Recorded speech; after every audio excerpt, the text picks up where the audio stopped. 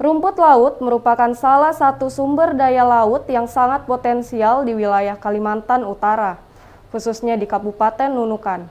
Guna memanfaatkan potensi rumput laut agar menjadi sumber penghasilan masyarakat, maka PSDKP Nunukan membina kelompok budidaya rumput laut. Untuk mengetahui sejauh mana peran PSDKP Nunukan dalam melanjutkan pembinaan terkait budidaya rumput laut, simak berikut reportase Tim Liputan Ekuator TV. Ya pemirsa, saat ini saya sedang berada di salah satu tempat pembudidayaan rumput laut di Nunukan untuk mengetahui aktivitas apa saja yang dilakukan oleh kelompok tani rumput laut Siwit Makmur. Dan saat ini sedang bersama saya Bapak Ahmad selaku bendahara dari kelompok tani Siwit Makmur ini. Ya Pak, bisa dijelaskan aktivitas apa aja sih Pak? Dari mulai proses pembibitan hingga penjualan rumput laut ini. Oh iya, pertama kami pengambilan bibit dulu. Biasanya pengambilan bibit itu kita ambil yang umur 35 sampai 40. Setelah itu kami memasang bibit biasanya di tempat yang berteduh, yang bertenda biasanya. Tapi alhamdulillah sekarang kita sudah dapat bantuan dari kotaku. Jadi kami biasanya mengikat di situ. Ya, ya. Ya segitu. Ya.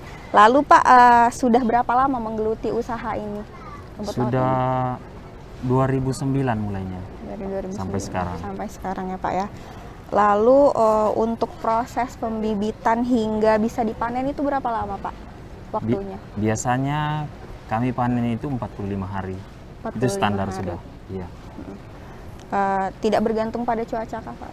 Bergantung. Biasanya sih kalau jemuran itu penuh, ya kami kendor lagi biasanya 50 hari. Oh bisa. Iya. Oke, baik.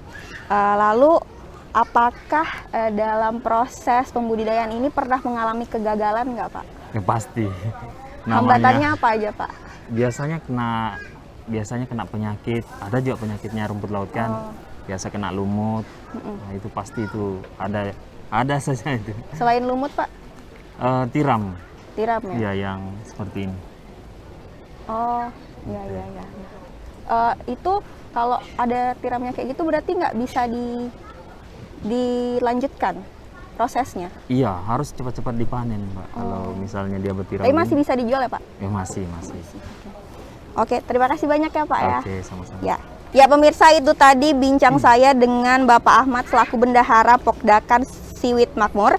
Dan untuk mengetahui dari sisi pembinaan dan pengawasan budidaya rumput laut, saat ini saya sedang bersama dengan Bapak Abdul Haris selaku Koordinator Wilayah Kerja PSDKP Nunukan Utara ya Pak ya.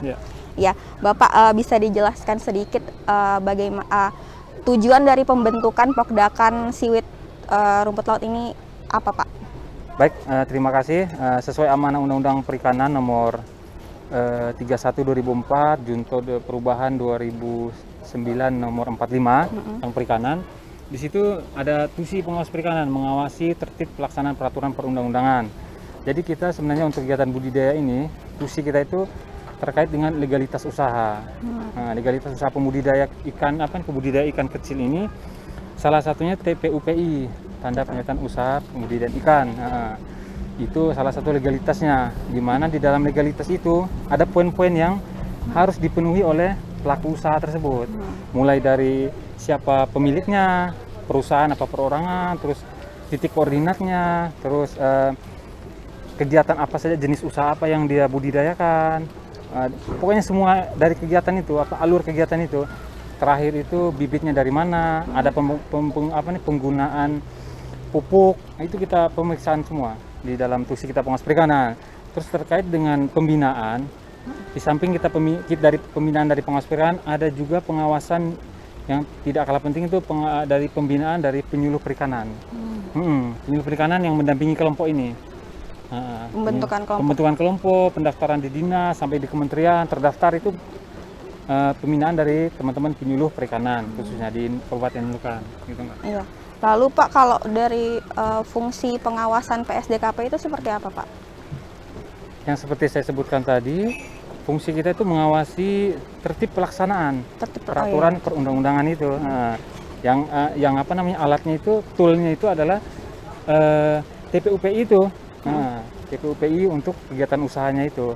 Oke. Nah, Terus kalau bentuk sosialisasi yang sudah dilakukan oleh pihak PSDKP sendiri? bentuk sosialisasi kita sejauh ini salah satunya itu mensosialisasikan ke para pengusaha atau pelaku usaha ini memiliki TPUPI itu. Terus melakukan kegiatan budidaya itu juga harus di perairan yang memang peruntukan untuk budidaya itu. Karena kalau misalnya budidaya ini keluar dari jalur yang sudah ditetapkan sesuai dengan Pergub RZTP Gubernur Kaltara, kan di situ diatur tuh mana-mana saja lokasi-lokasi yang lokasi-lokasi yang dibolehkan untuk berbudidaya.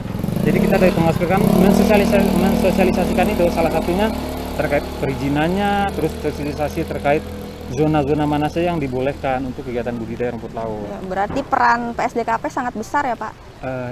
Iya, kalau kita lihat sih tanggung jawab kita juga, apalagi ini kan di perbatasan ya. Daerah perbatasan. Hanya berjarak berapa dekat lah pokoknya dari perairan Malaysia sama Indonesia dekat kan. Kita menjaga itu juga ketertiban itu pelaku usaha di perairan, karena di perairan ini kan penggunanya bukan hanya pembudidaya. Sepit-sepit yang ke Sebati, yang ke Tarakan itu kan jalurnya sekarang ini sudah keluar sekali untuk kegiatan budidaya ini. Makanya itu yang kita selalu sosialisasikan ke pelaku usaha bersama-sama instansi terkait yang ada di Kabupaten Nunukan. Dinas Perikanan, Provinsi gitu, Pak. Oke, terima kasih Pak ya. Yes. Ya pemirsa, itulah tadi wawancara terkait dengan budidaya rumput laut oleh Pokdakan dan PSDKP. Saya Novi Indriani dan juru kamera Rahman melaporkan dari Pangkalan Haji Muhtar, Kelurahan Nunukan Timur. Matahari. Kalau yang ini kena matahari. Ya.